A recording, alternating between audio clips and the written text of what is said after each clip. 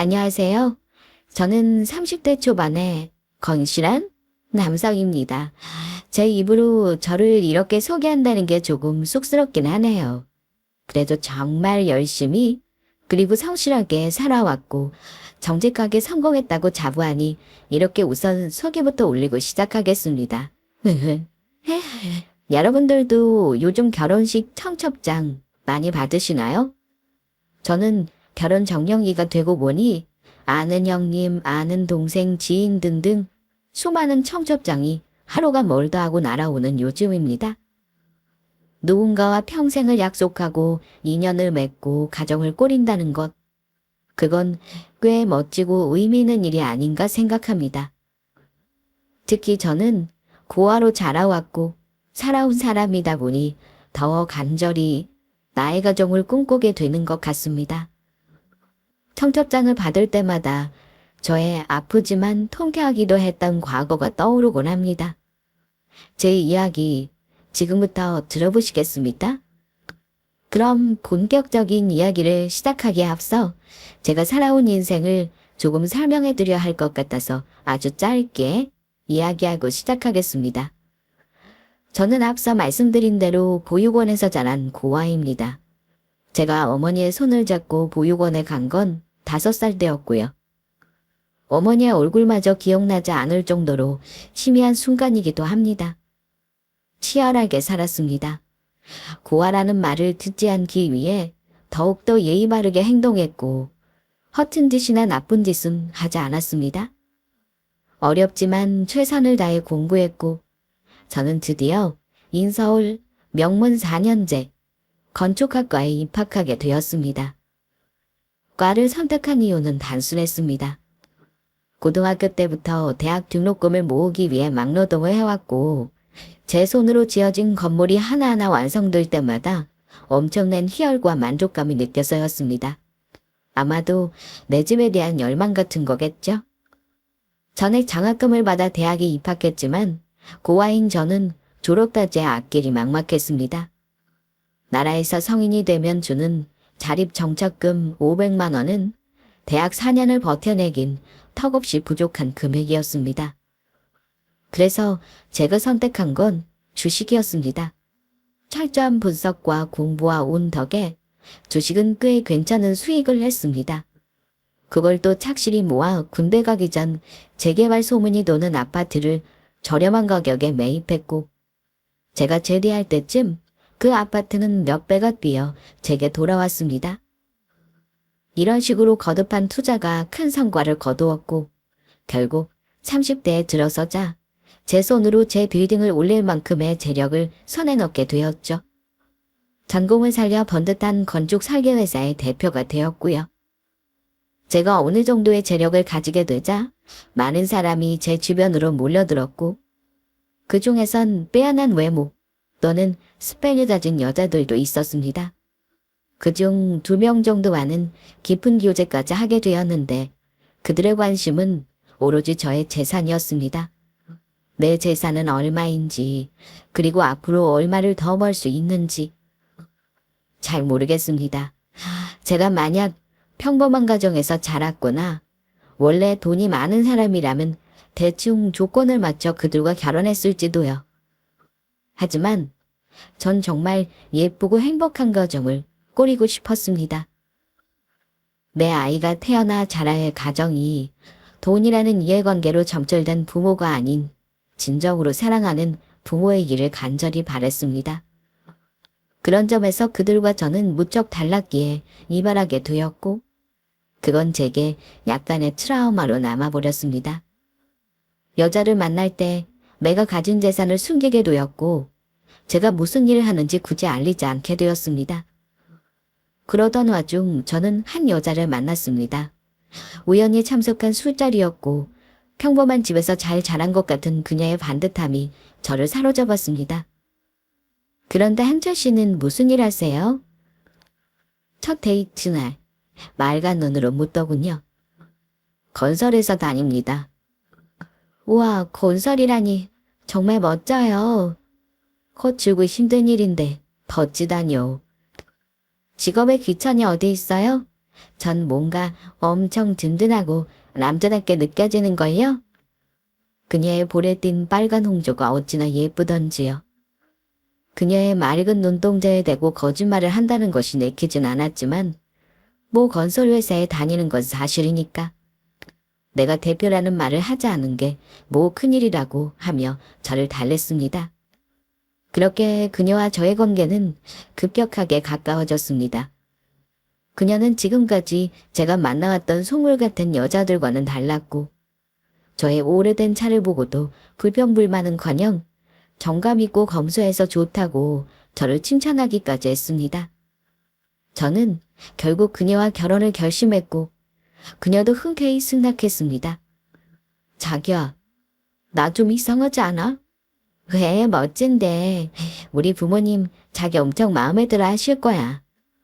만난 지 1년 만에 예비 장모님과 장인어른께 인사를 드리러 가는 길. 저는 전에 없이 무척 긴장했습니다. 커다란 과일 바구니를 차 뒷좌석에서 꺼내고 크게 심호흡을 하는데 탁 하는 소리가 들렸습니다.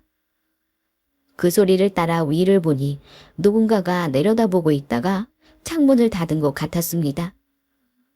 그런데 자기 오촌조카 돌잔치가 다음 주라고? 벌써 자기랑 같이 간다고 다 말해놨어. 다음 주 시간 비워냈지?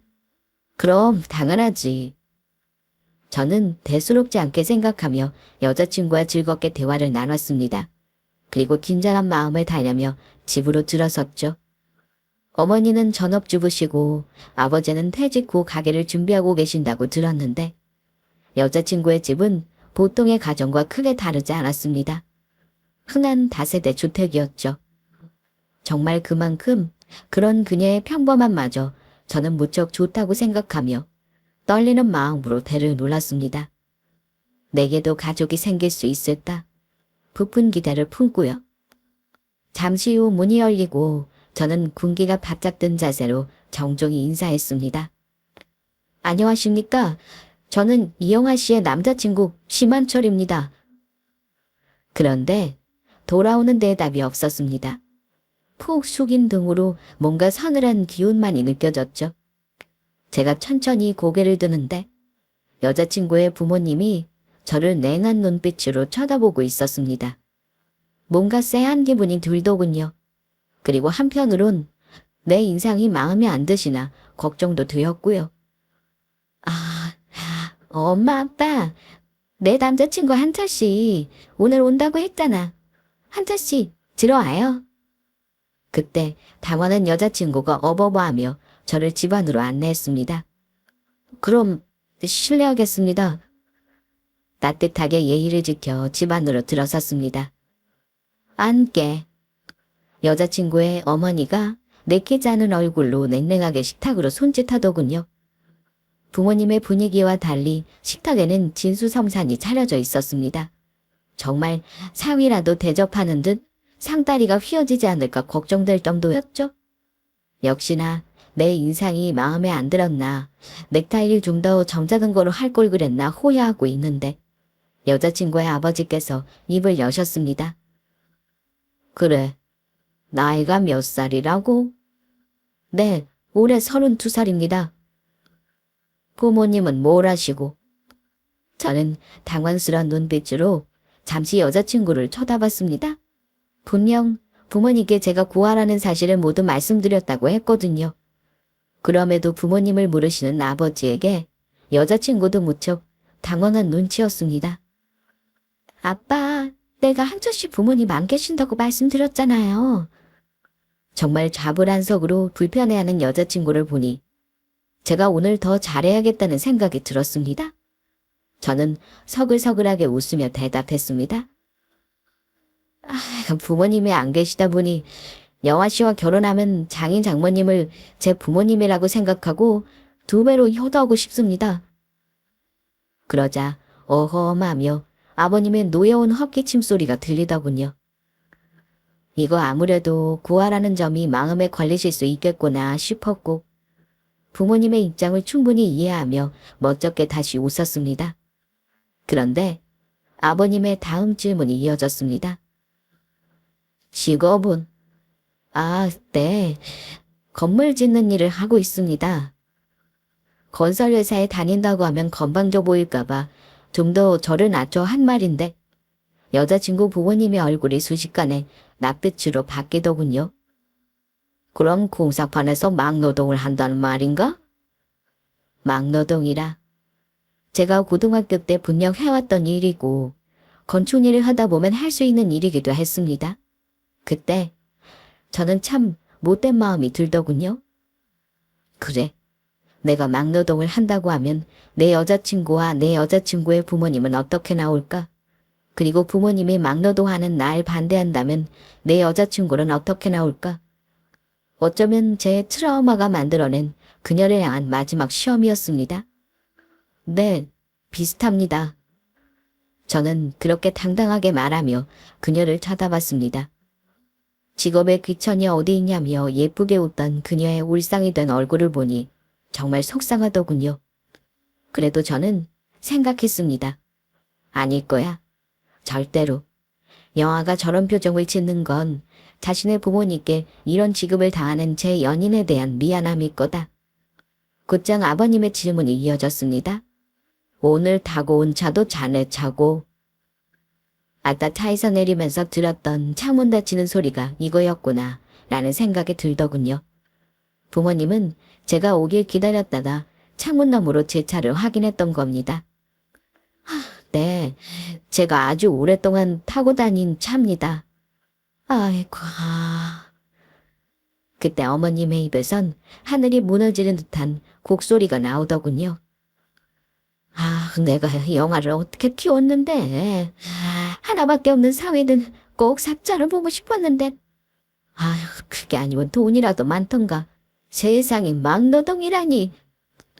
어머니는 지금까지 참아왔던 듯 올보 같은 말을 터뜨리며 제 거친 손을 경멸하는 눈빛으로 내려다 붙였습니다. 세상에 고아라고 해도 설마 했는데 저 손꼬라지 좀 봐. 저는 한 번도 부끄럽지 않던 제 고생한 손이 처음으로 부끄러워졌습니다. 제 인생이 치욕스럽게 느껴졌고 자랑스럽게만 했던 지휘가제 고생이 마치 부정당하는 기분을 고스란히 느껴야 했습니다. 그리고 이어진 어머님의 한탄 섞인 목소리는 저를 바닥까지 쳐박고 말았습니다. 자수성가한 고아가 사윗감으론 제일이라길래 그래 한번 보자 했더니 여보, 세상에 이게 무슨 일이에요.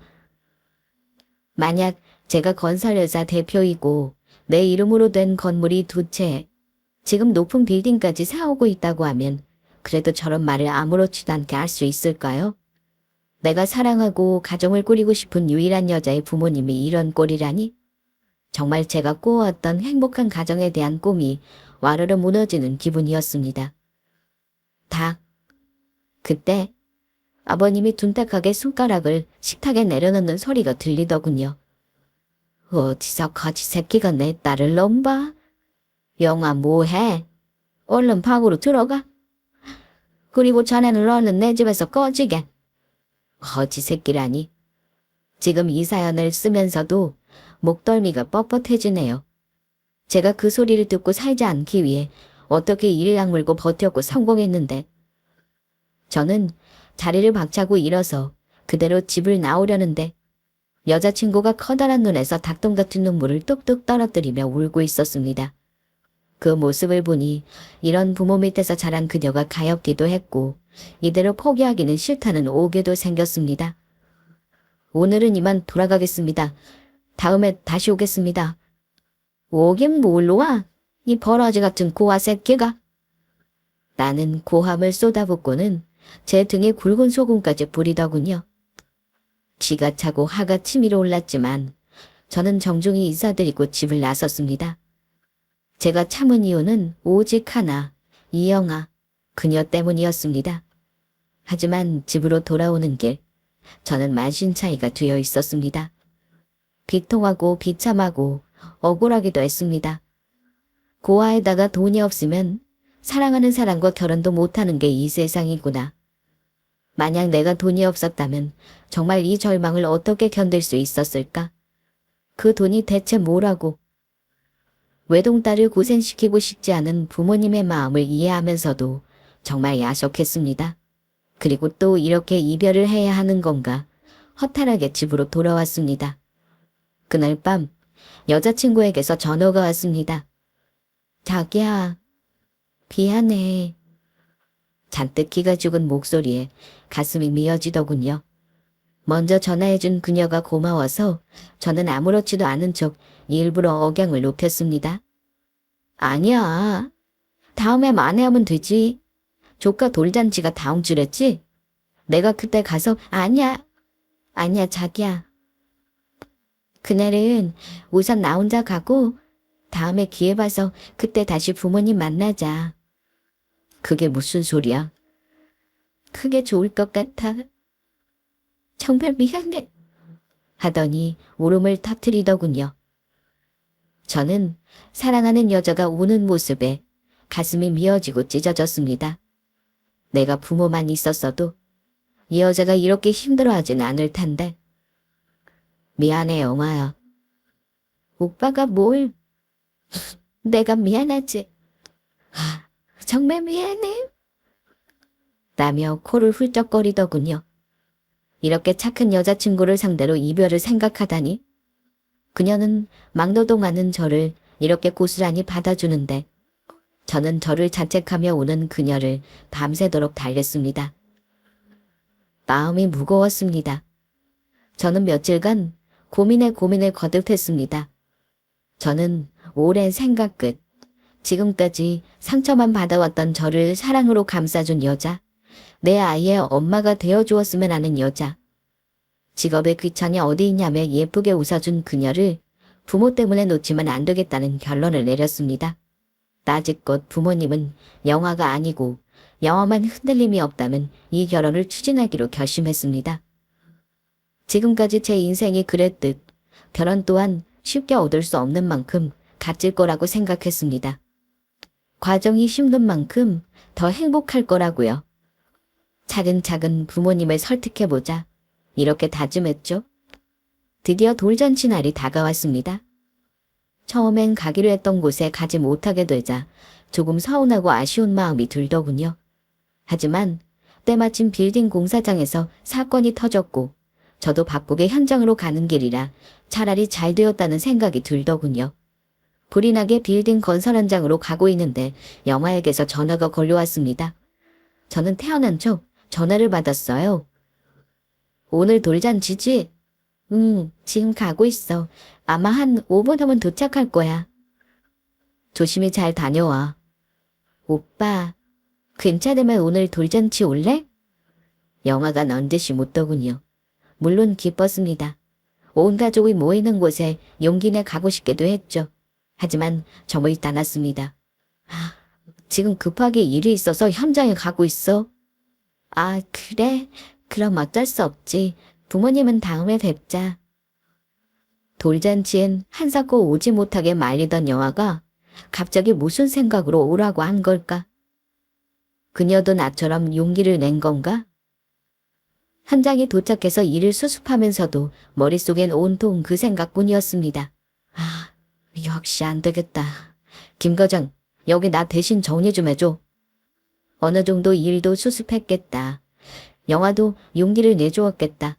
이런 기회를 놓치지 말아야겠다는 생각에 곧바로 집으로 달려가 옷을 갈아입고 돌잔치장으로 향했습니다. 저는 최대한 멀끔하게 차려입었습니다. 그리고 그녀를 위해 산 커다란 다이아몬드가 박힌 반지를 제킷 안주머니에 넣었습니다.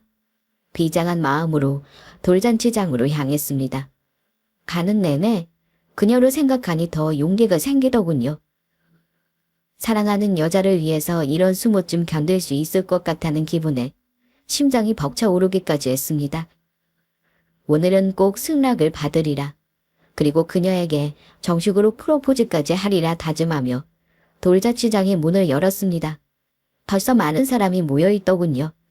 저는 돌을 맞이한 영아의 조카에게가 먼저 인사를 했습니다. 갑자기 나타난 젊은 남자의 아이 부모는 당황해하더군요. 누구세요? 그리 물어보는 부모를 향해 사람 좋게 웃어 보이며 아이가 건강하게 자라길 빌겠습니다. 라며 미리 준비한 금 한 냥을 건넸습니다. 저는 곧바로 연회장을 둘러봤습니다. 영아는 화장실에 갔는지 없고 부모님이 계신 테이블은 쉽게 찾을 수 있었습니다. 저는 망설임 없이 바로 영아의 부모님 앞으로 씩씩하게 걸어가 깊숙이 허리를 숙였습니다. 어머님, 아버님, 염치 불구하고 한 번 더 뵙고 싶어 찾아왔습니다. 몰세례쯤 각오하고 있었는데 이게 웬일입니까? 아이고, 우리 애비 사위 일이 바빠 못 온다더니 세상에 이렇게 또 와줬어. 갑자기 아버님이 제 손을 덥석 잡으시더군요. 어머 세상에, 어쩜 꿈이니까 더 멋지다. 오늘따라 더 잘생겨 보이네. 어머니까지 저를 무척 반기시더군요. 급기야 여기 우리 예비 사위 잘생겼지? 라며 친인척에게 저를 소개까지 하시더군요. 답은 아이고 손 다치란 거 봐. 얼른 와서 식사부터 하게. 아, 네. 감사합니다. 갑작스런 한데 어안이 벙벙하면서도 한편으론 기쁘기도 하더군요. 여자 잘 말해줘 마음이 풀리셨나 싶기도 하고요. 자기의 영화는 없더군요. 여쭤보니 사촌과 잠깐 이야기하러 나갔다고 하더라고요. 영화도 기다릴 겸 자리에 앉아서 음료수 컵을 드는데 제가 무척 긴장했던 모양인지 옷에 음료수를 모조리 쏟아버렸습니다. 아이고, 이걸로 우선 닦아? 하며 아버님이 주신 티슈로 급히 음료를 닦는데 역시 쉽게 해결될 문제가 아니었습니다. 숨도 돌릴 겸 마음도 재정비할 겸 자리에서 일어섰습니다. 잠시 화장실 좀 다녀오겠습니다. 저는 설레는 마음을 안고 화장실로 향했습니다. 화장실까지 긴 복도가 이어져 있더군요. 그런데 복도 끝에서 귀에 익은 젊은 여자 2명의 목소리가 들려왔습니다. 한 명은 분명 사랑하는 영아의 목소리였는데 한 명의 목소리는 언뜻 기억이 나질 않더군요. 저는 순간 걸음을 멈췄습니다. 짧게라도 대화 내용을 들어보니 영아의 친구인 것 같은데 이 꼴을 보이는 것이 좀 창피했거든요. 어째야 하나 허둥대고 있는데 귀에 익은 여자가 묻더군요. 그러자 영아의 짜증 섞인 대답이 돌아오더군요. 그래서긴 뭘 그래서야 미치겠어. 뭐가 미치겠다는 거야? 여자가 영아에게 묻더군요. 저도 궁금했습니다. 영아가 왜 미치겠다고 하는 건지, 혹시 부모님을 설득하는 과정에서 영아가 상처받은 것은 아닌지 걱정이 되기도 했고요. 저는 이러면 안 된다는 걸 알면서도 내게 차마 말하지 못한 영아의 속마음이 있진 않을까 생각했습니다. 그걸 들을 수 있는 기회를 놓칠 순 없었죠. 저는 숨을 죽이고 몸을 벽대로 숨겼습니다. 그리고 이어지는 대화에 귀를 기울였습니다. 정민이 너 때문에 진짜 미치겠다고. 아니 그러니까 왜 말을 하라고 이 영아. 정민이. 아. 저는 이름을 듣고야 귀에 익은 목소리의 주인공이 생각났습니다. 딱히 친하지도 않았고 대화할 기회가 적어 언뜻 기억이 나지 않았던 음성의 주인이 이제야 떠올랐습니다. 신정민. 거래처 여직원이었고 영화를 처음 만났던 술자리에 함께 있었던 여자였습니다. 그런데 두 사람이 아는 사이였다고? 이상했습니다. 분명 그녀는 그 술자리에서 제가 모르는 누구의 지인이라면 참석했다고 설명했었거든요. 의아한 마음에 두 사람의 대화를 집중하고 있는데 영화에 찢어지는 음성이 고막을 찔러왔습니다. 늘 차분한 어투의 그녀에게선 처음 들어보는 억양에 놀란 제게 그녀가 뱉은 말은 가히 충격적이었습니다. 야 신정민, 네가 나한테 뭐라고 했어? 김한철 그 사람 유명한 건축회사 대표라며.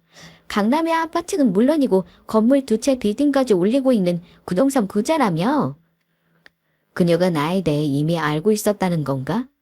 그것도 거래처 직원 신정민에게 들어서? 설마 그럴 리가 없다고 고개를 가로저으며 마른 침을 꿀꺽 삼키는데 신정민이 억울하다는 듯 되받아치더군요. 그래 맞아. 근데 왜? 그래서 둘이 잘 사귀잖아. 결혼도 한다면서. 다 망했어.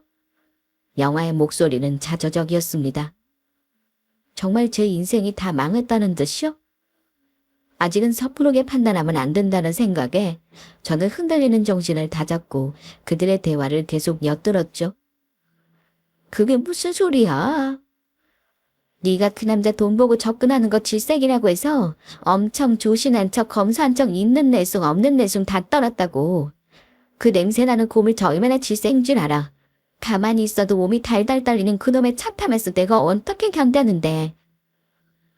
아, 설마가 사람 잡는다는 말이 생각나더군요. 내가 사랑하고 믿었던 그녀의 모든 것은 철저한 연기였던 겁니다. 정감이 느껴져서 좋다던 제 차는 냄새나고 달달 떨리는 고물차였고 제가 사랑했던 그녀의 모습은 모두 내 돈을 보고 꾸며낸 거짓이었던 겁니다. 야, 너 한참 잘못 짚었어. 그 사람 막노동한데. 왜? 신흥부자 김한철이? 아, 그게 무슨 그 신나라 까먹는 소리야. 집에 인사 와서 그러더라고.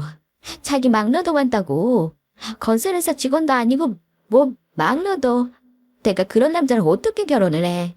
나 어젯밤에 둘 사이 반대하는 부모님한테 한철 씨 완전 부자라고 다 말해놨단 말이야. 아, 이제 어떡하냐고. 야, 그거 김 대표님이 입으로 거짓말한 거 아니야. 너한테도 그냥 건설회사 다니라고 했다면서.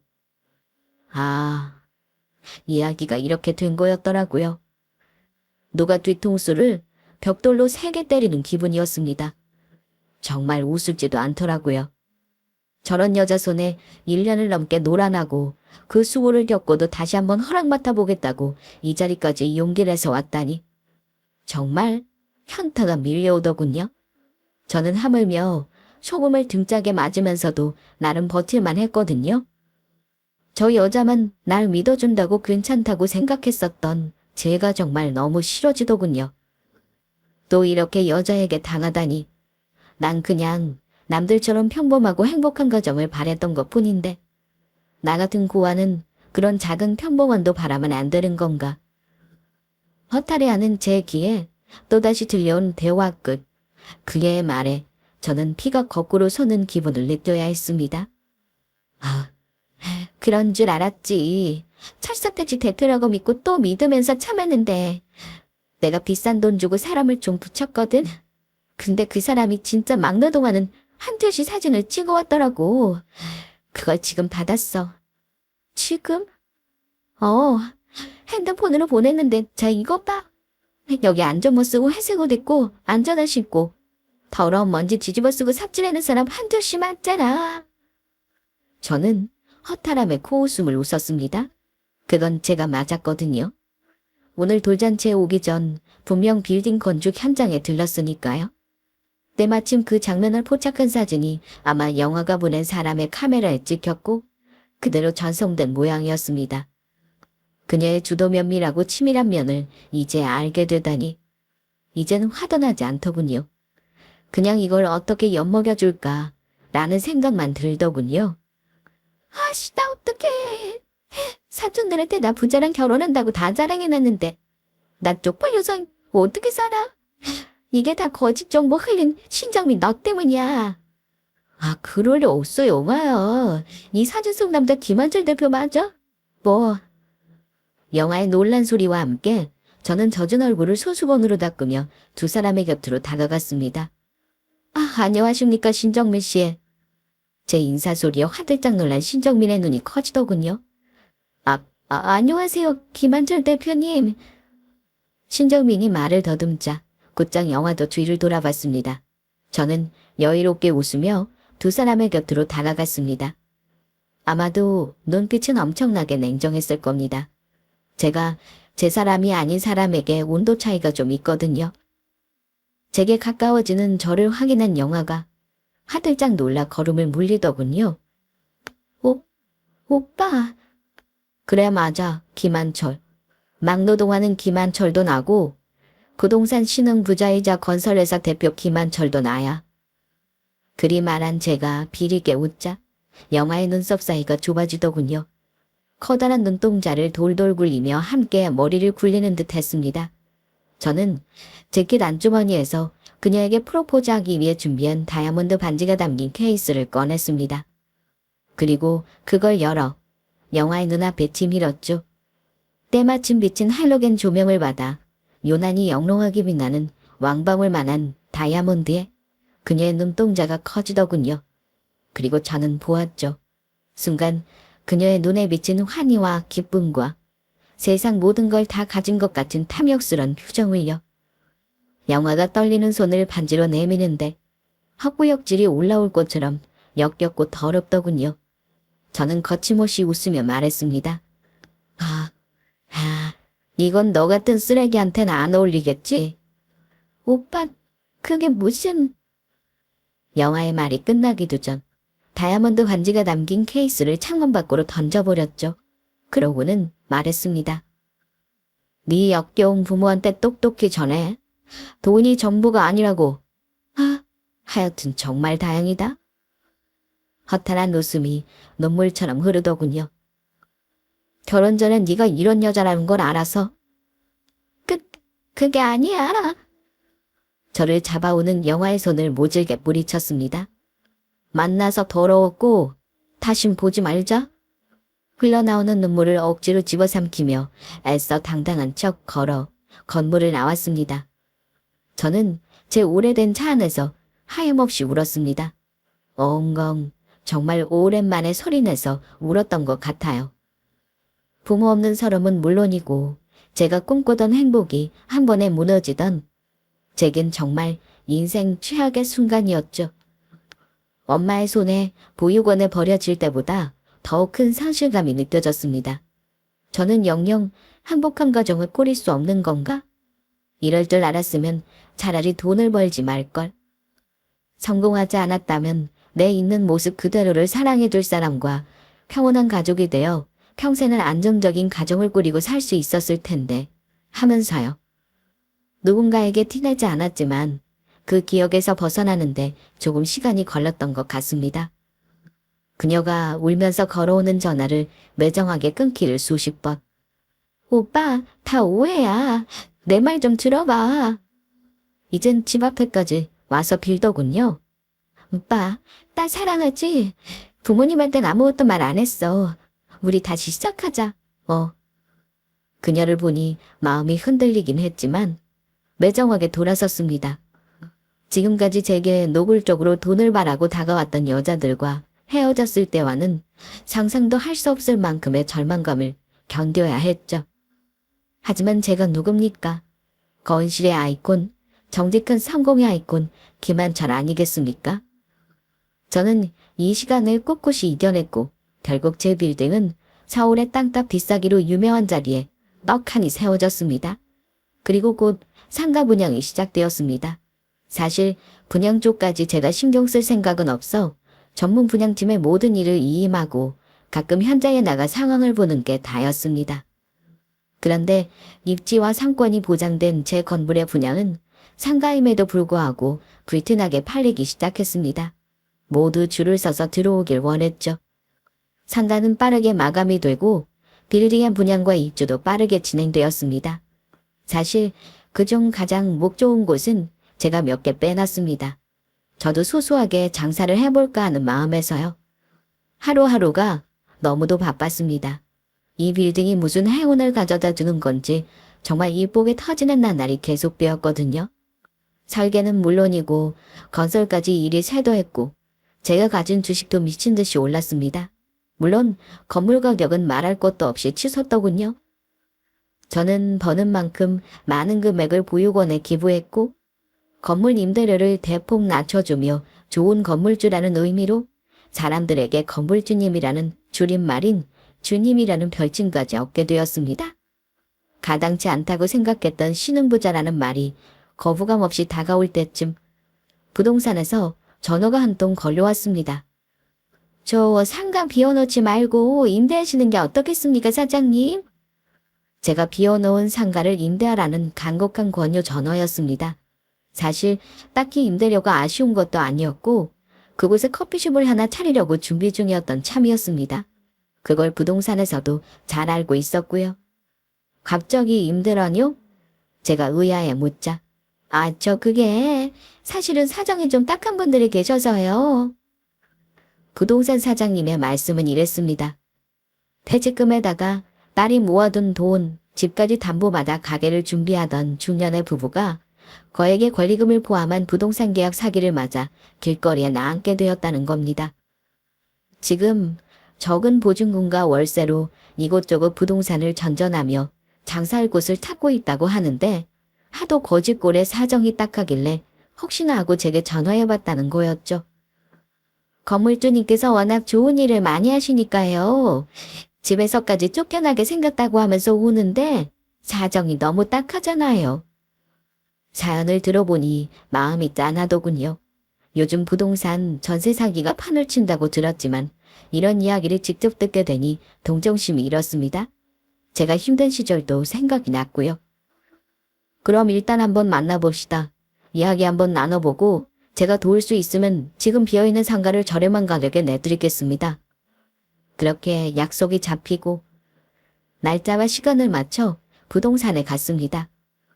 좋은 마음으로 문을 여는데 어라? 익숙한 얼굴이 셋이나 보이더군요. 물론 제가 봤을 때보다 훨씬 초라한 모습을 한 3명이요. 네, 맞습니다. 예상하신 대로 영아와 영아의 부모님이었습니다. 정말 우습지 않나요? 복수하겠다고 그리 다짐했지만 정말 이렇게 복수할 날이 올 줄은 상상도 못했습니다. 그런데 영아의 부모님도 단번에 절 알아보고는 피골이 상접한 몸을 일으키더군요. 아니, 자네가 여긴 어떻게... 그리고 영아의 반응은 더 격했죠. 오빠! 하며 엉엉 울기 시작하더군요. 누가 보면 이상가족이 상봉하는 장면인 줄 착각했을 겁니다. 아니, 건물주님과 아시는 사이십니까? 부동산 사장님이 놀라서 묻자 그제야 상황을 파악한 건지 영아와 영아 부모님의 눈이 휘둥그레지더군요. 저는 부동산 사장님께 태연하게 웃으며 대답했습니다. 엄밀히 말하면 아는 사이는 아니고 알던 사이죠. 제가 이 건물 짓고 있을 때 잠깐 알았던 사이니까요. 그리고 앞에선 그들을 쏘아보며 말을 이었습니다. 그때 제게 뿌려주신 소금은 아주 맛있게 잘 먹었습니다. 제가 그리 말하자 3사람의 얼굴이 곧바로 사색이 되더군요. 그리고 놀란 얼굴로 영아의 아버지가 물어오더군요. 설마 자네가 이 건물의 건물주라고? 믿기지 않는다는 듯 목소리 끝이 잘게 떨리고 있었습니다. 네, 맞습니다. 어이쿠, 하며 바닥에 주저앉더군요. 그래서 제가 그랬죠. 그때 제가 그랬잖아요. 건물 짓고 있다고. 그때 제가 이 건물을 올리고 있었거든요. 그제야 상황 파악이 되었는지 영아 아버지와 어머니 얼굴이 차례로 울상이 되더군요. 아차 싶었겠죠. 자신이 놓친 사윗감이 어떤 사람이었는지 이제 피부로 느끼게 되었으니까요. 상황 파악을 마친 아버지와 어머니의 무릎이 바닥으로 꼬라박히더군요. 한 번만 도와주게, 응? 예정을 생각해서 제발. 사실 난 그때 자네 아주 마음에 들었어. 막 노동한다는 소리에 속이 상해서 한 소리였지 정말 진심은 아니었다네. 그래서 돌잔치 때도 환영하지 않았나. 웃기는 소리였습니다. 돌잔치 때 날 환영한 건 영아가 내가 부자라고 했기 때문이었으니까요. 제가 픽 어이없다는 듯 코웃음을 치자 이젠 제 바지단을 잡고 매달리더군요. 우리 집 한 번만 살려주게. 제발, 정말 어이가 없더군요. 시간만큼 되돌릴 수 없는 건 이미 상처 입은 사람의 마음 아니겠습니까? 무슨 소리 하시는 겁니까 지금? 제가 냉랭한 목소리로 말하자 옆에 가만히 앉아있던 영아가 제게 무릎을 꿇고 눈물을 흐리더군요. 오빠, 제발 우리 집 한 번만 살려줘. 그때 그거 다 오해야. 정민이 그 기집애가 중간에서 날 이간질한 거야. 오빠랑 내가 잘 되는 것 같으니까 샘내서 그런 거라고. 가증스럽게 그지없는 변명에 저는 정말 환멸이 들었습니다. 이미 신정민 씨를 불러 사실관계를 확인했고 영아가 사촌관계인 신정민에게 제 정보를 미리 빼내 그 자리에 일부러 참석했다는 것을 다 알고 있는 제게 그런 변명에 통할 리 없었습니다. 셋이 제 바지가랑이를 잡고 늘어지는데 짜증이 확 밀려오더군요.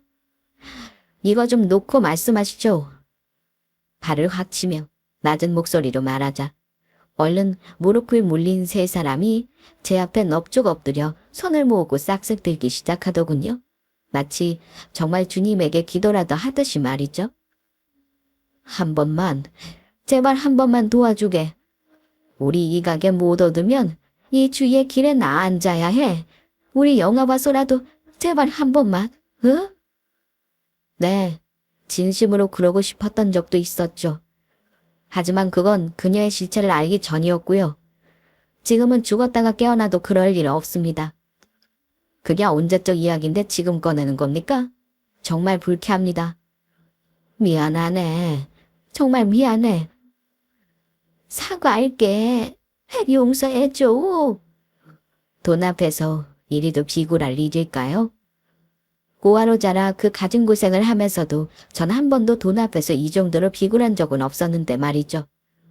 저에게 거렁뱅이라고 쏘아붙이던 사람들이 제 앞에서 무릎을 꿇고 싹싹 비는 꼴은 정말 거지가 따로 없더군요. 제 등에 소금을 뿌리고 거지라고 막말을 내뱉고 고아라고 무시하던 고제사의 부모님은 어디 가고 기굴한 중년의 남녀가 제게 삶을 구걸하는 모습을 보고 있는데 한편으론 씁쓸하더군요. 부동산 사장님 보는 눈도 있고 나보다 나이가 많은 사람들의 비굴한 모습에 제 기분도 그렇게 좋지만은 않았습니다. 보는 눈도 있는데 일어나시죠. 그리 말하고 소파에 몸을 앉혔습니다. 그러자 죄인처럼 일어난 그들이 저를 따라 쪼르르 걸어와 맞은편 의자에 앉더군요. 그래서 지금 있는 보증금이 얼마라고요? 500 정도 가능하네. 500이라니? 보증금이 아니라 제가 가진 상가의 한 달 임대료가 조금 넘는 적은 금액에 저는 코웃음이 흘렀습니다. 좋습니다. 딱 2년. 보증금 500에 월 150만 원에 상가 임대해드리죠. 대신 조건이 있습니다. 뭔가 말말하게. 자꾸 친한 척 해오는 반말이 거슬려 저는 눈살을 찌푸렸습니다. 그 반말 거슬리니 하지 말아주시고요. 이 건물 계단 청소, 화장실 청소를 모두 도맡아 하는 조건입니다. 화장실 청소. 세 사람의 얼굴엔 싫은 기색이 역력했습니다. 싫으면 마시고요. 제가 냉정하게 자리에서 일어서려고 하자 제 옷깃을 붙잡더군요. 시키니요. 암요. 저희가 어련히 해야죠. 네. 그렇게 계약을 마치고 지금 그 세 사람은 제 건물 1층에서 치킨집을 하고 있습니다. 저는 그 세 사람의 주님이 되었고요.